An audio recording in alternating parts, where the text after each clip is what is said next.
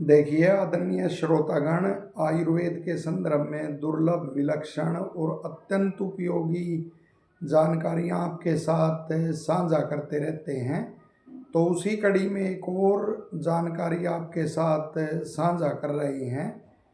जो जठराग्नि है वह विभिन्न रसों को ग्रहण करती है तथा भोजन को पकाती है।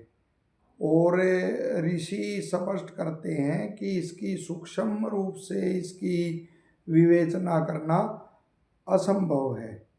तो स्थूल रूप में ही इसके बारे में जाना जा सकता है, अतः उसी रूप में हम प्रकाश डाल रहे हैं। देखिए, यह मुख्य तौर पर जैसे 4 प्रकार की वो होती है जठराग्नि।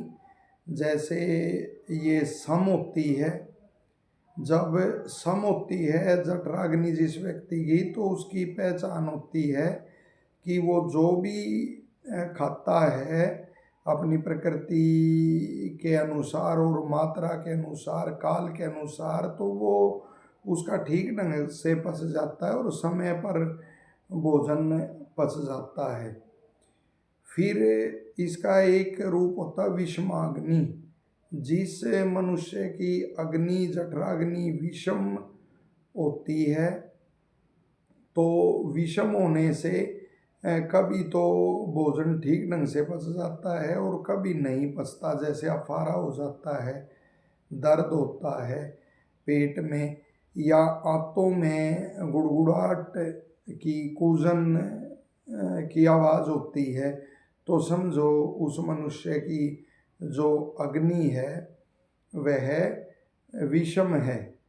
और जब यह तीक्ष्ण होती है, जिसे तीक्ष्णाग्नि कहते हैं, तो ऐसा मनुष्य जब अधिक खाता है तो वह भी जितने समय में भोजन पचना चाहिए उस समय से पहले ही पच जाता है, कम समय में पच जाता है, ज़्यादा खाया अन्न भी, तो समझो उसकी तीक्ष्णा अग्नि है। और यही अग्नि और बढ़ जाती है तो अत्यग्नि इसको कहते हैं। अति रूप में यह बढ़ जाती है, उसको भस्मक जो ऐसे उससे पीड़ित हो जाता है इस प्रकार की उससे व्याधि से, तो उसको भस्मक रोग भी कहते हैं।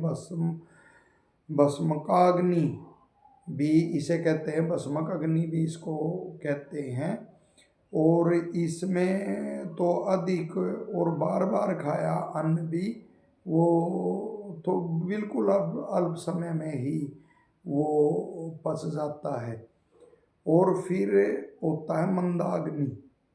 जिस व्यक्ति की अग्नि मंद होती है तो वह जब थोड़ा भी अन्न खाता है और थोड़ा भी कुछ सन्निग्ध भोजन करता है तो पेट में भारीपन आ जाता है, मुख में पानी भर जाता है, आँखों में आंसू आ जाते हैं, उसका अन्न वह पचता नहीं, तो समझो उसकी अग्नि अल्प है।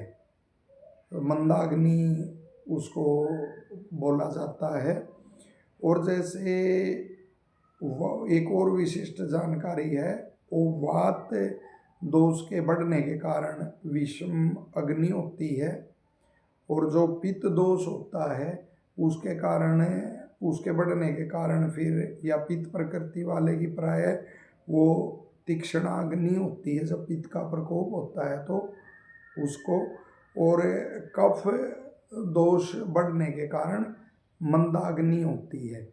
तो इसके अनुसार अपने भोजन की व्यवस्था करनी चाहिए, उस दोष के को शमन करने की चिकित्सा फिर करनी चाहिए और व्यवस्था भी उसी अनुसार करनी चाहिए। जैसे कोई विषम अग्नि से पीड़ित है तो उसको मधुर, अमल और लवण, इन रस प्रधान द्रव्यों का प्रयोग करना चाहिए। और जो उससे तीक्ष्णाग्नि से पीड़ित है उसको जैसे तिक्त, कषाय, मधुर, इन द्रव्यों का, इस रस प्रधान, इन रस वाले द्रव्यों का उसको सेवन करना चाहिए। और जो मंदाग्नि से पीड़ित हैं उनको कटु, तिक्त और कषाय रसों का, इन रसों से युक्त द्रव्यों का वो आहार लेना चाहिए। और जिसकी समअग्नि है उसको यत्नपूर्वक अपना आहार की ठीक ढंग से व्यवस्था करके उस अग्नि की रक्षा करनी चाहिए। तो आशा यह जानकारी आपको उपयोगी लगेगी और लोकहित के लिए आप इसे ज़्यादा से ज़्यादा शेयर करेंगे, साझा करेंगे। वीडियो यदि आपको अच्छी लगती है तो उसको लाइक करेंगे। चैनल को आपने सब्सक्राइब नहीं किया है तो चैनल को भी सब्सक्राइब करेंगे। आप सबका धन्यवाद, सबको शुभकामनाएं।